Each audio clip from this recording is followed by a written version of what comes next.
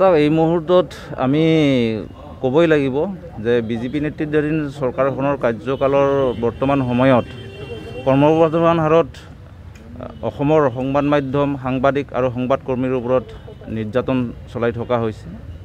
বিভিন্ন প্ৰকাৰে সাংবাদিকসকলক ওপৰত অত্যাচাৰ নমাই অনা হৈছে আৰু চৰকাৰখনে বিভিন্ন সময়ত সাংবাদিকৰ সুৰক্ষাৰ কথা কৈ আহিছে যদিও আমি এই মুহূৰ্তত অনুভৱ কৰিছোঁ যে অসমৰ সংবাদ মাধ্যম সাংবাদিক আৰু সংবাদকৰ্মীসকল কোনো কাৰণতে কোনো পধ্যেই সুৰক্ষিত নহয়। আৰু এই ঘটনা কেইদিনমান পূৰ্বেই তিনিচুকীয়া জিলাৰ কাকপথাৰত সংঘটিত হোৱা পৰাগ কুমাৰ ভূঞাৰ ওপৰত সংঘটিত হোৱা পৰিকল্পিত হত্যাকাণ্ডৰ ঘটনাই প্ৰমাণ কৰি থৈ গৈছে।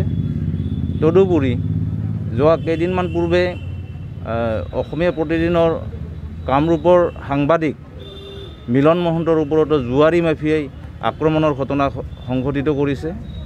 এইবোৰ ঘটনা সংঘটিত হোৱাৰ পিছতো অসমৰ ৰাজ্য চৰকাৰখনে অপৰাধী চক্ৰক দুৰ্বৃত্তক কৰায়ত্ব কৰাৰ ক্ষেত্ৰত এই মুহূৰ্তলৈকে সফল হ'ব পৰা নাই। তেওঁলোকে দুৰ্বৃত্তসকলক কৰায়ত্ব কৰিব পৰা নাই আৰু চৰকাৰৰ এনে স্থিতিয়ে প্ৰমাণ কৰিছে যে অসমৰ সাংবাদিক সংবাদকৰ্মীসকলৰ সুৰক্ষাৰ ক্ষেত্ৰত ৰাজ্য চৰকাৰখনৰ কোনোপধ্যেই তেওঁলোকৰ সদিচ্ছা নাই।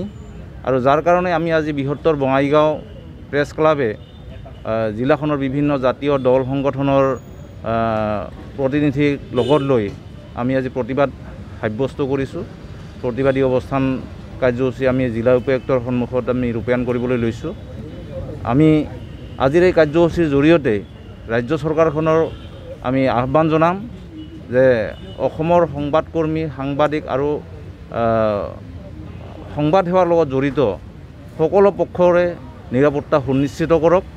তেওঁলোকক গণতন্ত্ৰৰ চতুস্তম্ভৰ মৰ্যাদা ৰক্ষাৰ কাৰণে ৰাজ্য চৰকাৰখনে ব্যৱস্থা গ্ৰহণ কৰক।